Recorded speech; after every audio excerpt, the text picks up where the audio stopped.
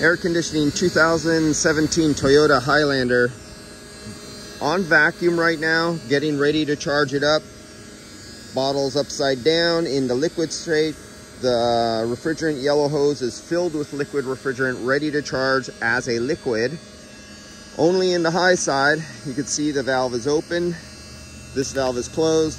You can see this valve with the gap right there, the valve for the vacuum. Through the silicone 3/4 inch vacuum rated hose is open.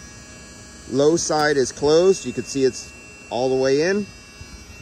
We're down to 180 microns, something you can't read on a pair of analog gauges.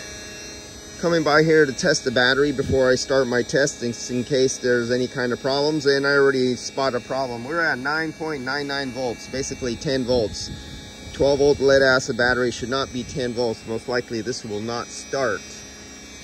And as you can see, my steady low. Now if you have a micron meter and you have to learn how to read them, and it takes a little practice, and if there's nobody to show you, you're going to be really frustrated. Here's one that's basically a pretty clean drive system. We're down to 177 microns, but what we have is a very steady, slow decline with not a lot of up and down, looking like a heartbeat or a sound signal from, you know, a rap song. And so we're on this closed. Now this is a big system. This is a dual evaporator system. It has air conditioning in the back. And the condenser on here, looking at it, it's black, and I can't remember if this one from Toyota is black. I didn't think it was, but I was looking at the tube and fin, and it has a tight tubing and tight fin compact, a lot of tube and fin. If it's not an aftermarket, or if it is an aftermarket, it's a pretty good close representation of a good quality, almost matching OEM if it's not OEM. I wasn't able to see the box, what manufacturer made that condenser, but just looking at it, it looks appropriate. So we do have a battery problem, and this is usually very common, and this is only a year-old battery. 721 is the date code right there. Always scan over when a shop sends you over. If you're a mechanical shop and a body shop sends you over work, always see if you could see and locate. I'm not sure where it is because I'm not down here, but always look for the temperature probe, the ambient air temperature probe. Sometimes body shops forget to plug them in, leave them off every now and then, and that'll cause you an AC that won't start if that ambient temperature sensor is missing. Check your connections, see if anything is bent, because sometimes they miss bends, and or they try to repair lines on you, and they forget about it, and they want to ship the car out, and they'll try to bend it back by hand, and they'll kink the line. So try to analyze the line, make sure it's no rub outs. Talking about body shops, what is on this one? Oh, let's go over this. Okay, so they blended over onto this new bumper. Looks like blend over on this fender. They didn't touch up the little, this fender must have been pushed back and scratched here when they opened the door. It hit, they have to come back and just, but I could see the tape line where they have it taped off. Now the person who prepped this, now this is what costs money and loses the shop money. The better your prepper can prep the car and paint and tape everything up and paper it or plastic it up, the less work you have to do overhand. We have overspray right here. I don't know if you could see that little shade or that line here, but this is overspray here. And depending what angle you're on, you see it better or worse. There's a little overspray up here on the chrome, and that'll be a little work. And oh, we were a little dry when we were spraying the hood. They sprayed the hood and it's a little dry here, and then some little wet, and you got some build up here, but that's down in the base.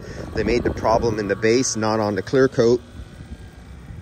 When I was coming over here and I was checking the battery, something caught my eye really fast, and only somebody who welds and did body work before would normally catch this. But if you look down inside there, look at the tip of my finger. You see that little tabby thing sticking out right there? That's part of a welding rod, or off your MIG welder. That's your MIG wire. And let me see if I could zoom in on there. Boom. Now let's see if I can get it to go clear. That's one of the spot welds. And the technician, when he was welding, it started, it arced, and then it grounded out, and he snapped it off, and he just stopped his weld right there, and he just left it, broke off like that. Now if you look above, let me see if I can get some more light in there. If you look above, oh, let's look at the bolts. Now you see that bolt back there? It's not even threaded in. It went in, and it looks like he probably started to strip it out, and he couldn't get it in no more, and he just stopped. And he goes, oh, what the hell, I have another bolt right there, so I don't have to put in two. And coming back to that weld, if you look up, see if I could zero in and zoom, you could see that spot weld up above about 1 inch. You see that seam in that line? That's a cold weld, and then he ground it down flat. So it's barely holding there. Well, look up above more in the darkness, in the shadow right there.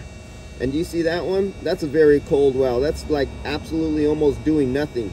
He had this very oxidized weld. It's like he didn't even have welding gas. And he started to weld, he ground it down flat, and just left it. And that's how all his welds, you go up underneath and everything and look at the welds, they're all like that. Now this is a very big problem in the industry, where technicians have no formal training, and unfortunately many of the owners can't get out there, and they don't know how to adjust the equipment and train the technicians they hire themselves. This is a problem, because when they lose their senior technicians and the owner of the company is incapable of training their own technicians, this is where stuff like this happens. And decades ago, before I started working for myself, when I worked in the other shops, sometimes our customers would bring cars they were going to buy. Let's say a customer was going to buy this car, and we would give it a safety inspection. And while we're looking, we do stuff like this, and I would notice stuff like that and say, hey, they told you this car was never in an accident? That's a bunch of bullshit. And then I'd start picking the car apart, underneath, back under the bumper, underneath the, I just go to the seam sealer, and the seam sealer had to match. And if I seen the seam sealer didn't match, that meant they replaced the panel or a whole strut tower, and there'd be nothing on the report. The Carfax is a bunch of bullshit, because that doesn't mean anything on the Carfax. You come over and you're looking here, and the first thing you spot is this big, huge gaping. When it was sprayed, there was too much clear right here, and it built up on the edges, and it piled up, and it dripped down, and you got this big whoop-de-doo right here where it's really fat at the edges. That's from too much clear, and it started running down, and it piled up. Misalignment, huge misalignment here. I mean, there's no reason for that. This thing's sticking up here, it's sticking up here. Major misalignment. Overspray city. I mean, there's just overspray. You could feel it on, even through my gloves, I could feel the overspray. And overspray is caused by the person who preps and tapes up and doesn't do a good job. And then it costs the owner of the company time and labor to pay somebody to come back and steal wool off or scrape it off. Got overspray here. And that's all money. If the extra little few minutes were spent on taping up before spraying, so much money wouldn't be wasted in labor hours. Those labor hours could be used finishing up another car and getting the numbers up at the end of the month for more profit. But instead, the profit is killed by having to go over and redo the prep work of the person who didn't prep right in the first place. But this kind of stuff is unacceptable. That's just not acceptable at all. All right, and I gotta go get a jump starter, because this car won't even start at 9 volts right now. As soon as I go to turn on the ignition, it'll probably fall to about 7 or 6 volts. And I'll get back to you on the next one. You can see we're down to 161 microns, and I'm ready to recharge this one, and I will be back. My God, guys, don't be one of these guys. And I know it's hard to make money out there, owners of shops, and you probably hate some of my videos, what I say about owners, but I'm an owner myself. So was my father, my grandfather, my great-grandfather, and all our uncles in auto body shops or mechanical.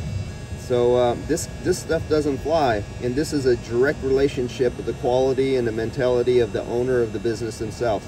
Sometimes you get too caught up trying to make money and put out fires, and you're bleeding money out everywhere, and you get too much focused into sales and promotions and how to run your office, how to run your back shop, but you're totally clueless on the mechanics. And when your guys make mistakes, you're incapable of spotting it yourself.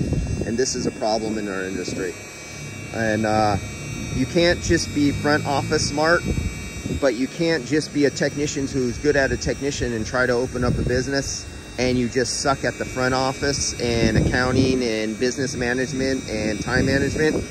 Those two things are bad. Whether you're really good in the office or you're really good as a technical, you have to be a combination of the two to run a successful. Well, you can make money ripping off people, and there's a lot of successful business owners who make shitload of money, boatload of money, just screwing their employees and their customers, not knowing what they're doing. And I'm not saying this is one of them, but not knowing what they're doing, and just point fingers, and they make money by saving money by being the cheapest guy out there.